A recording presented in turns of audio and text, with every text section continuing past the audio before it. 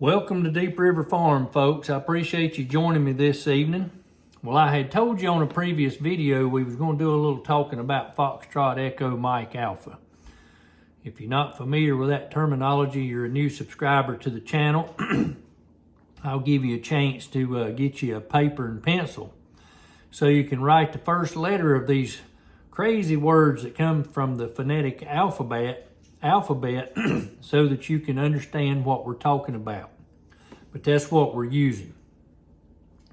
I wanted to let you know that since all this mess happened with Foxtrot Echo Mike Alpha, funneling money for luxury hotels and food and money and other things to the people that decided to let all these people in, I got to be real careful how I phrase stuff. They let them come across and do a little swimming, and you know, they cut the fence down and all that, kind of like the goats done over here the other day, and pushed the fence over and just came on in. And that's what's happened. But wanted to let you know that the state of North Carolina has just passed a bill banning emergency aid discrimination after the Foxtrot Echo Mike Alpha Trump sign debacle. The FEMA supervisor that this happened to said she was instructed to skip over the houses with those particular signs in their yard after Hurricane Milton. Well, the question was asked, did that happen in North Carolina? And we don't know, because most people never saw Foxtrot Echo Mike Alpha. They never came out to assess anything much at all. They only stayed close to the big cities of Asheville and those type places. And then they hid in a little office on the back corner of a mall somewhere and expected people to come to them to help. And then if you saw our video with Chrissy at B-Log, you can go watch that video. She gives a really good description of what transpired with people and their interactions with Foxtrot Echo Mike Alpha in her own words. But I can tell you basically that these people were expected to fill out these applications online. Well, you can't fill out stuff online if you don't have power and you don't have internet and your computer got washed away, or your computer got wet, or your phone got washed away, or it got wet. So you see, people, they were set up right off of the bat for failure.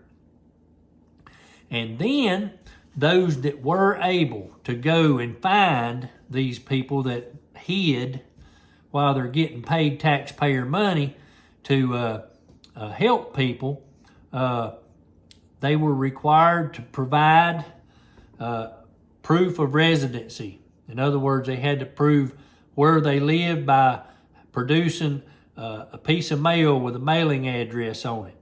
They had to produce identification. They had to produce maybe a passport or a social security card, something to identify them. Well, how do you do that if when the hurricane hit, you was running for your life because of mudslides and all this stuff getting washed away? And there was absolutely no help whatsoever on the people that were employed as contractors or workers for Foxtrot Echo Mike Alpha. There was no help whatsoever. And then in Chrissy's own words, people filled out the application and they put down flood. Well, if they put down flood, it was denied because they said it was a hurricane. If they put down that this happened from a hurricane, they would be denied because they said it happened because of a flood. So any way anybody turned, it didn't matter how they filled their paperwork out. I'm hearing that was denied. It just depended on who was looking at it. One office might deny it because it didn't say flood, and another office might deny it because it didn't say hurricane. There was no rhyme or reason. And the areas that we've been working in, folks, in western North Carolina, I'm talking about not in no cities like Asheville, nowhere like that. Those places, they were on the news for a while, and that's where people went and took stuff, but all the people in the backs of the hollers and in the ravines and down along the branch and the creek and on the Cane River and the Tow River and the Nolichucky, these back out of the way places where people live and farm, raise their families, they didn't see anybody from Foxtrot Echo Mike Alpha. Still ain't seen nobody from Foxtrot Echo Mike Alpha. So that's been a big problem. But the North Carolina state representative, they have passed it that if there's any discrimination based on politics or signs or anything like that, they've passed that law. It's going to, I don't know what it's going to be, a misdemeanor, felony, whatever. It ought to be a felony if it's happening during a time of a disaster like this, like happened down in Florida. But, you know, can't say that it happened in North Carolina because most everybody never seen anybody from that agency. They was, what happened in Florida, they was discriminating against people based on political speech. And so on Thursday morning, the House State Representative passed it, sending a clear message about discriminating someone based on their political speech, being that political speech is under constitutional jurisprudence, maybe the highest protected speech that we have. And Foxtrot Echo Mike Alpha, you know, came under fire when the agency supervisor allegedly instructed workers to avoid reaching out to homeowners with the red signs. And, you know, they voted on the red side. That's who they was backing. So we did get some movement on that I wanted to tell you about. And the person that got fired was telling that she was only instructing the workers based on what she was told and didn't want any backlash off of it. But, you know, that practice has probably been going on and they just got caught. And that was the big thing. I wanted to also tell you that the new governor of North Carolina has called for changes to be implemented at Foxtrot Echo Mike Alpha. And he's asked for the federal agency tasked with the disaster response to have some major changes made to the agency. You know, President Trump floated the idea of eliminating the agency back in January and doing away with it and just letting the states, like Florida does, control their own state response and fund the states from the federal and funnel it through the states. Now, Foxtrot Echo Mike Alpha is still distributing funds to the Helene ravaged areas in western North Carolina. It shows that $430 million was sent in March, $433 million estimated to be sent in April. The lowest months of the funding, folks, and you know this ain't surprising because we had somebody else up in the White House, was $95 million in January and $109 million in December. And that was mainly paying to move and set up the Foxtrot Echo Mike Alpha compounds, and none of that money went to the people.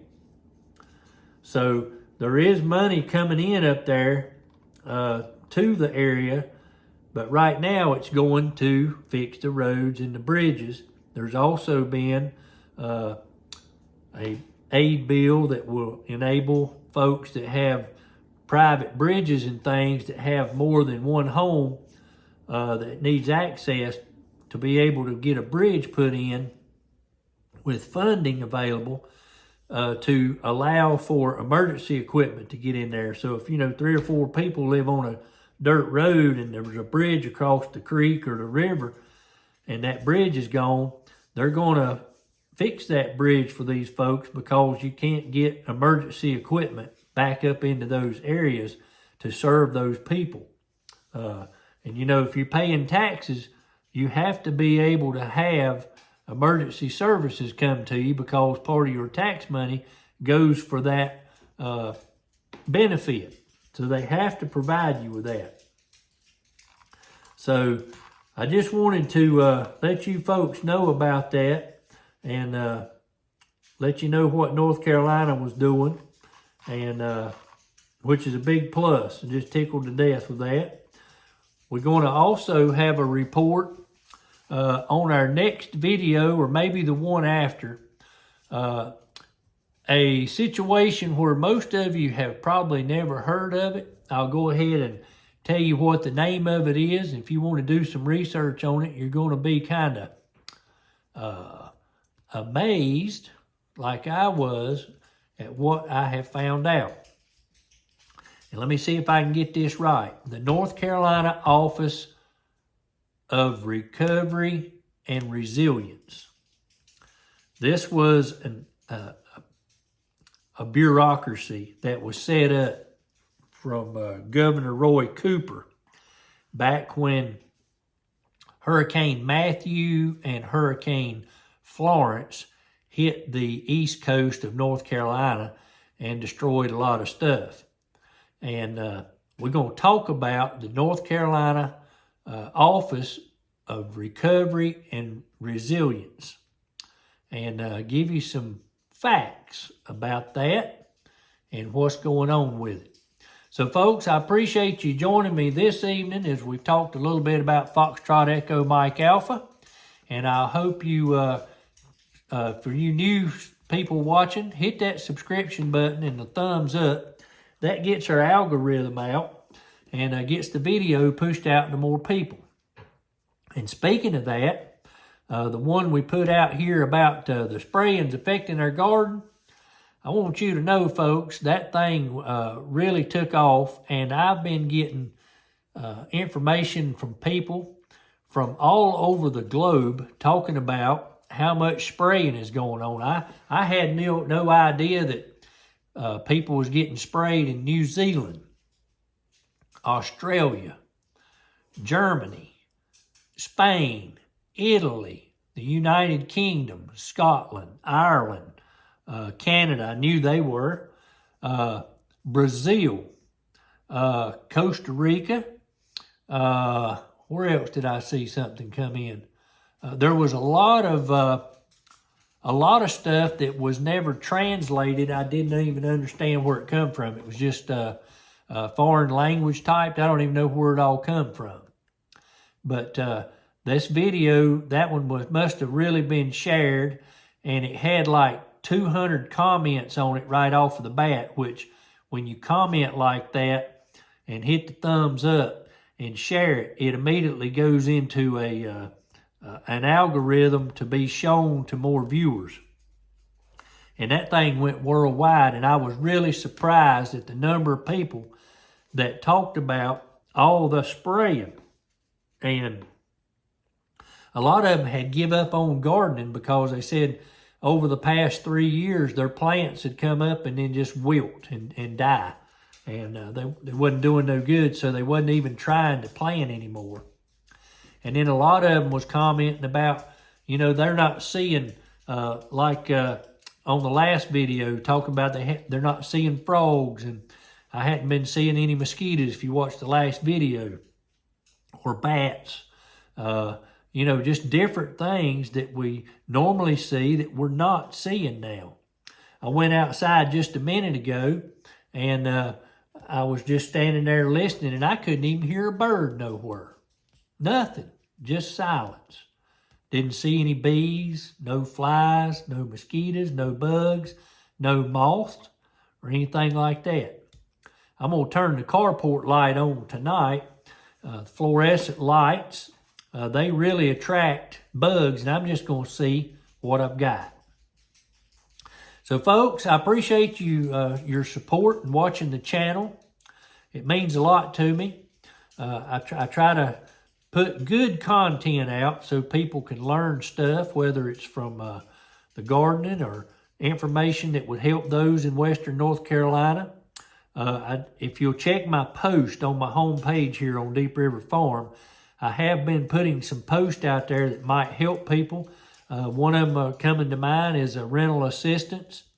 There was another flyer that was put up from that I got off of the Appalachian Reclamation Coalition website that come through on the chat about somebody was offering free legal help at certain date and between a certain hours.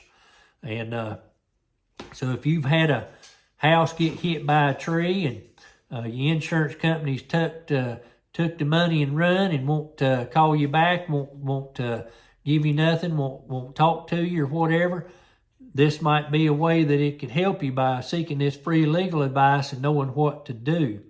Because you're not by yourself. There's thousands of people. If you'll watch that video with Chrissy from B-Log, the B-Log update or something like that's the name of it. It's just a few videos back. You'll see her standing in the thumbnail there in the B-Log Relief Center. She talks about all this insurance stuff.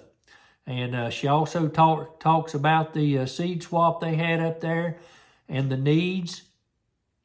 And folks, they're in desperate need now of food and water and things, basic commodities and essentials at every relief center. And on this video, in the description, I'm going to put that information available for you to see. If you want to pull up the Amazon gift registry for any of these relief centers, feel free to do so. These folks need it. These are not just people that are just out for a handout. We got all this food in and started carrying food up there and the week after the hurricane hit. The first load was over 60,000 pounds. Most of it went up in covered trailers, pickup trucks, and cars, anything we could get. The next load we sent up was food and clothing, winter clothing, and heaters. And we only sent up like 125 heaters or something like that. Well, we found out, that there was going to be some cold weather coming quick. And we put out, and you folks responded. It was unbelievable, the response. When we put out that Mayday for heaters, you folks stepped up. Pastor Tim called me and he said, "We've got more heaters than we know what to do with." And Midway helped them get a Connex, which is one of them shipping containers that goes on the back of a tractor trailer flatbed to put propane in. And we filled all that up with heaters and propane tanks. And then the basement of the church was filled up with heaters.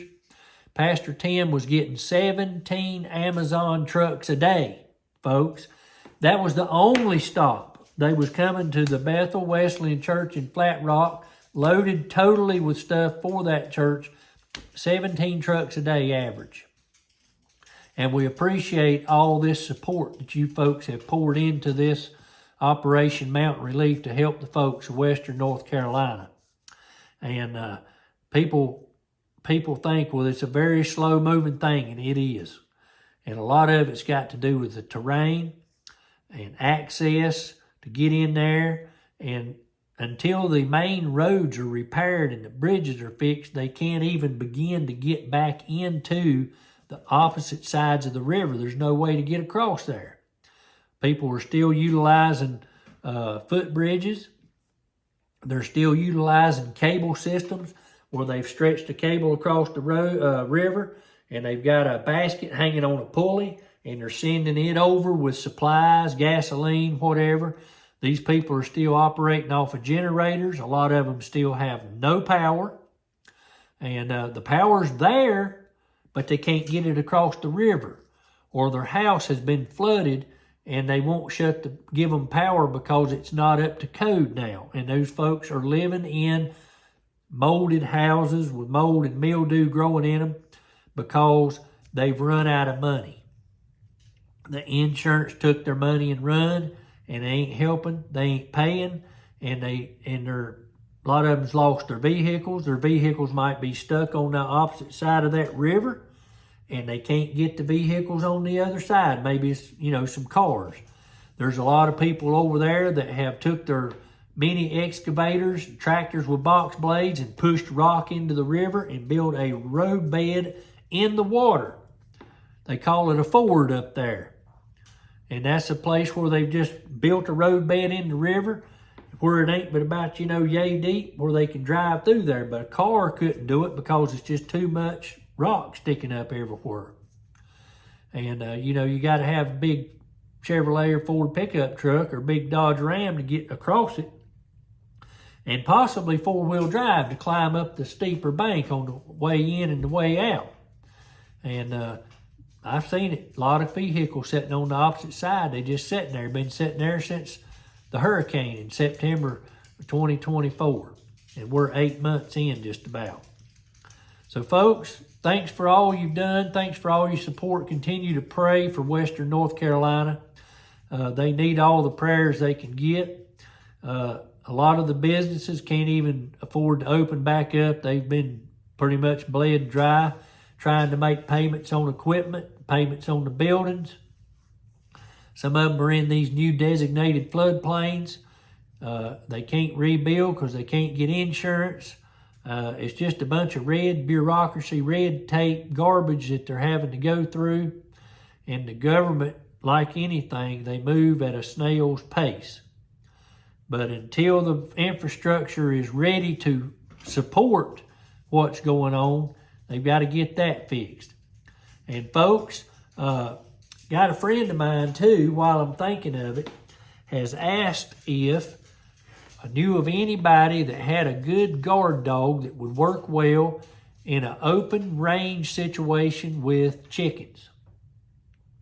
If you know of anybody close, now he lives in North Carolina here. I think he may be just south of Greensboro. I'm not exactly sure.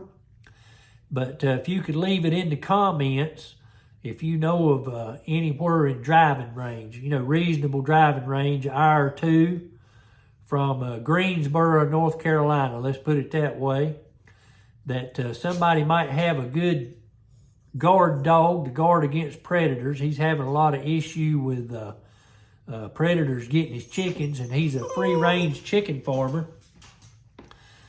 So he's looking for a good guard dog. Be quiet, Benny. I'm on the video right now, buddy. And so if you folks know of something like that, just leave it in the comments, and I'll let him know. He'll read the comments as well. And maybe y'all can get hooked up in private message or something like that. And that way you ain't got to leave a phone number or anything like that out for public viewing. Folks, I appreciate you joining me. I think Benny here needs to go outside. And we'll see you on the next video. Have a blessed day.